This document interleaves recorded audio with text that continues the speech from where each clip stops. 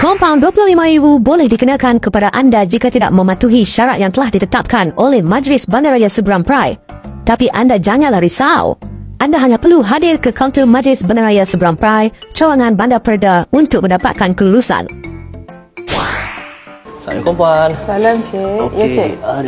Saya nak tanya. Okey. Saya ada beli rumah kat Tasik Gelugor Utama. Okey. So lepas tu saya ingat saya nak tambah awning kat depan lah. Okey. So apa yang perlu saya buat? Okey, Cik boleh beli buku panduan kita lah. Kita sediakanlah untuk permit kecil sahaja. Untuk rumah kita tu lah. Okey, sekarang ni Cik kena sediakan satu salinan gambar asal rumah. Gambar asal rumah. Yang mana Cik nak tambah tu, depan ke, tepi ke, belakang ke, tapi print out berwarna. Okey. Okey, satu salinan IC dengan cukai taksiran. Sekiranya Cik tak ada cukai taksiran, Cik kena bawa SNP lah atas nama Encik rumah tu. Baik. Okey, so charge untuk buku panduan kita RM150.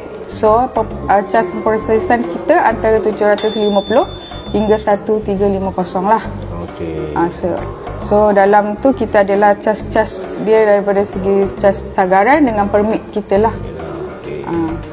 Okey, tak apalah. Saya balik prepare sedia dokumen 3 benda tu. Nanti saya datang balik. Boleh. Settle benda ni lah Puan. Boleh. Terima kasih Puan. Okey, sama. Salam.